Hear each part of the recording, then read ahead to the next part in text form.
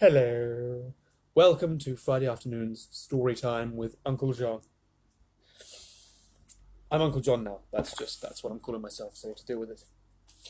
Now, if you can hear a massive car going in a second, that's because someone downstairs is just driving away. That's why I started a little bit late, so they can drive off and not ruin the story. We'll get over it. Right, so we're reading Charlie and the Great Glass Elevator. This is the last day of this week that we're going to be reading, so you have to wait over the weekend to see what happens next. So, 2 chapters today, starting at chapter 9. I hope you guys are enjoying yourselves. I certainly am. I'm enjoying these stories. Hard to get a new one for after next week. Oh well. Is he going yet? We'll just start and I'll stop when you hear the ribbon. Cool. So, Charlie and the Great Glass Elevator, chapter 9. Gobbled up. Yes, the giant canid has gone onto the glass elevator and hurt its bottom. So this is what's happening next. On the day when all this was happening, no factories opened anywhere in the world. All offices and schools were closed. Nobody moved away from the television screens, not even for a couple of minutes to get a Coke or to feed the baby. The tension was unbearable. Everybody heard the American president's invitation to the men from Mars to visit him in the White House. And they heard the weird rhyming reply, which sounded rather threatening. They also heard a piercing scream, Grandma Josephine. Ooh! And a little later on, they heard someone shouting, Scram! Scram! Scram! Mr. Wonka. Nobody could make head or tail of the shouting. They took it to be some kind of Martian language. But when the 8 mysterious astronauts suddenly rushed back into their glass capsule and broke away from the space hotel, you could almost hear the great sigh of relief that rose up from the peoples of the Earth. Telegrams and messages poured into the White House, congratulating the president upon his brilliant handling of a frightening situation. The president himself remained calm and thoughtful. He sat on his desk, rolling a small piece of wet chewing gum between his finger and thumb.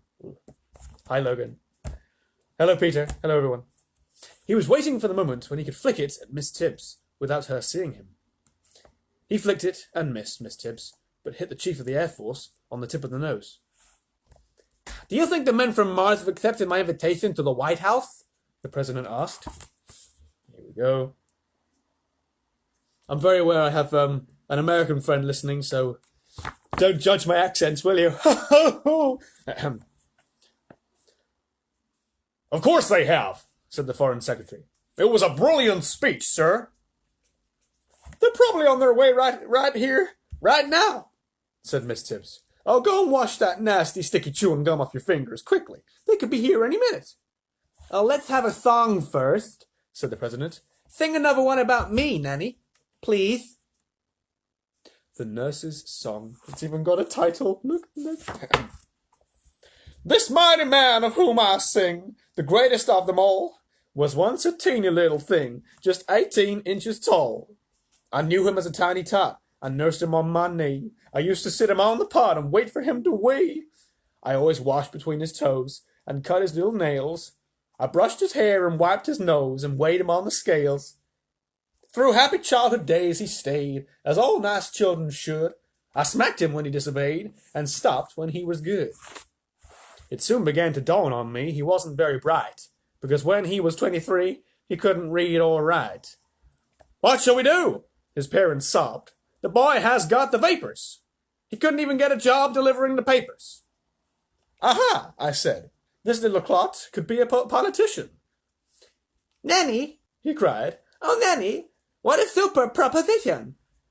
Okay, I said. Let's learn and note the art of politics. Let's teach you how to miss the boat and how to drop some bricks and how to win the people's vote and lots of other tricks. Let's learn to make a speech a day upon the TV screen in which you never say exactly what you mean. And most important, by the way, is not to let your teeth decay and keep your fingers clean. And now that I am 89, it's too late to repent. The fault was mine, the little swine became the president. Bravo, Nanny! Cried the president, clapping his hands. Hooray! Shouted the others. Well done, Miss Vice President, ma'am. Brilliant. Tremendous. My goodness, said the president. Those men from Mars will be here any moment. What on earth are we going to do with him for lunch? Where's my chief cook? The chief cook was a French man. He was also a French spy, and at this moment he was listening at the keyhole of the president's study. Ici, Monsieur le Président, he said, bursting in. Chief cook, said the president. What do men from Mars eat for lunch? Mars bars. Oh, he's listening as well. Mars bars, said the chief cook. Baked or boiled? Asked the president. Oh, baked, of course, Monsieur le Président. You will ruin a Mars bar by boiling. The voice of astronaut Shuckworth cut in over the loudspeaker in the president's study. Shuckworth, he's the normal one. Okay. I've got them written down how their voices sound. Request permission to link up and go aboard Space Hotel, he said. Permission granted, said the president. Go right ahead, Shuckworth. It's all clear now, thanks to me. Ha ha! Hi, Chloe, said the president.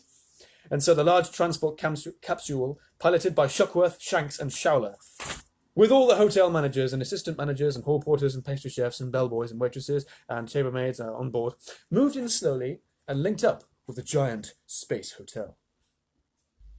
Hey there! We've lost our television picture, called the president. I'm afraid the camera got smashed against the side of the space hotel, Mr. President, Shuckworth replied.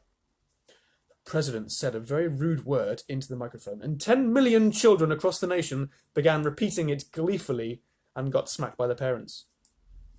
Naughty president.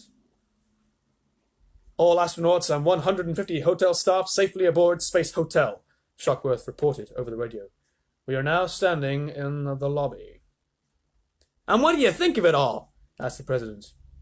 He knew the whole world was listening in, and he wanted Shuckworth to say how wonderful it was. Shuckworth didn't let him down.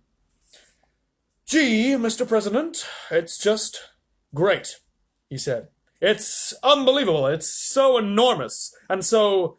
It's kind of hard to find words to describe it. It's so truly grand, especially the chandeliers and the carpets and all. I have the chief hotel manager, Mr. Walter W. Wall, beside me now. He would like the honor of a word with you, sir. I'll put him on, said the president. What voice should I do for him? Mr. President, sir, this is Walter Wall. What a sumptuous hotel this is. The decorations are superb. Have you noticed that all the carpets are wall to wall, Mr. Wall to Wall? Said the president. I have indeed, Mr. President.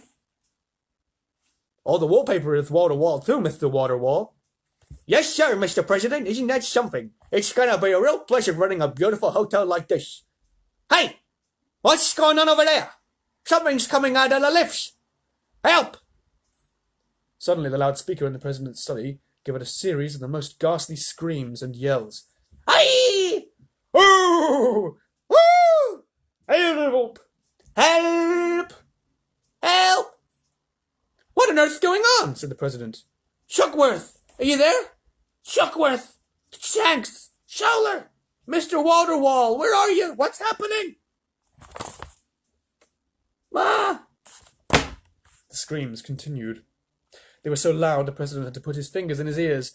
Every house in the world that had a television or a radio receiver heard those awful screams. There were other noises too, loud grunts and snortings and crunching sounds. Then there was silence. Frantically, the president called the Space Hotel on the radio. Houston called the Space Hotel. The president called Houston. Houston called the president. Then both of them called the Space Hotel again. But answer came there none. I like that. Answer came there none. Up there in space, all was silent. Do a Northern Irish accent for the next one. Alas, I'm not very good at Northern Irish. I'll practice. I'll try and practice. Something nasty's happened, said the president.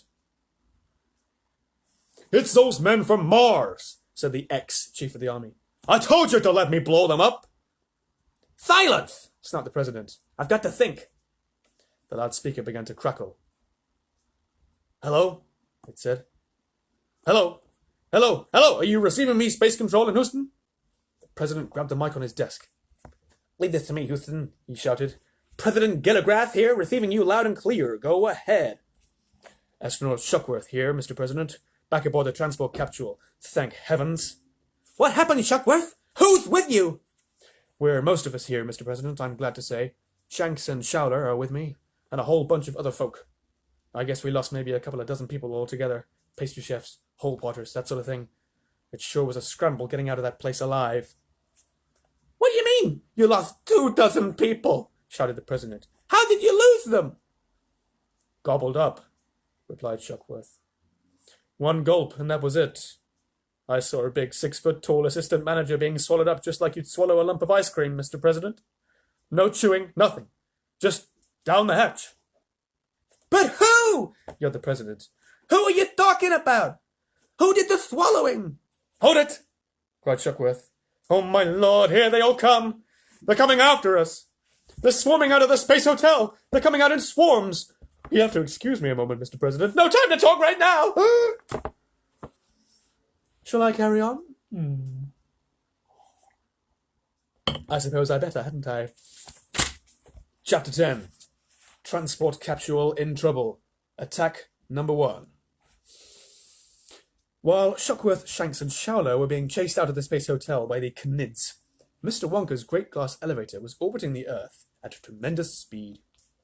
Mr. Wonka had all his booster rockets firing, and the elevator was reaching speeds of 34,000 miles an hour instead of the normal 17,000. 17 times 2 is 17, double speed. Maths. They were trying, you see, to get away from the huge, angry, vermicious Cnid with the purple behind. Mr. Wonka wasn't afraid of it, but Grandma Josephine was petrified. Every time she looked at it, she let out a piercing scream and clapped her hands over her eyes. But of course, 34,000 miles an hour is dawdling to a Cnid. Healthy young Cnids think nothing of travelling 1,000,000 miles between lunch and supper, and then another 1,000,000 before breakfast the next day. How else could they travel between the planet Vermes and other stars?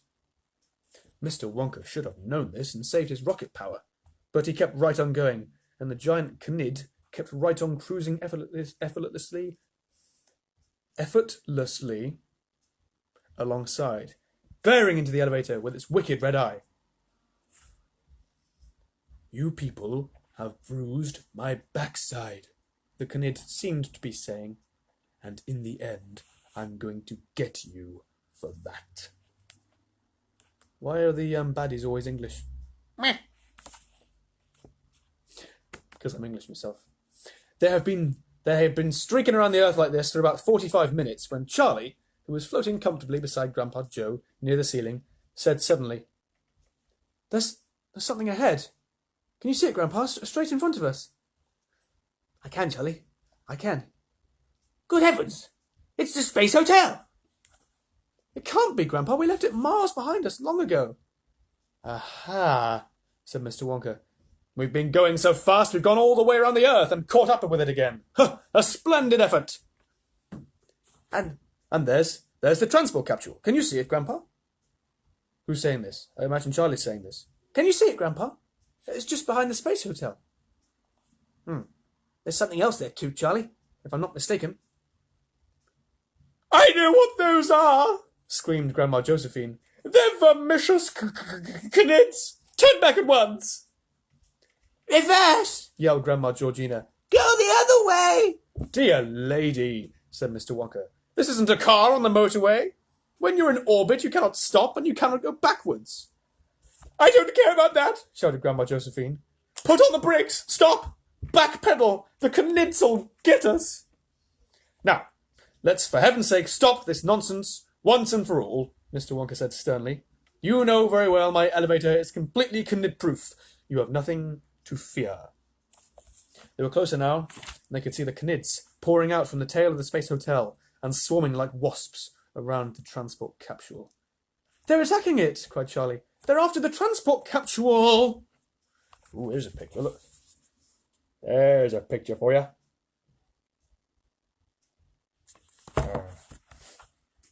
It was a fearsome sight.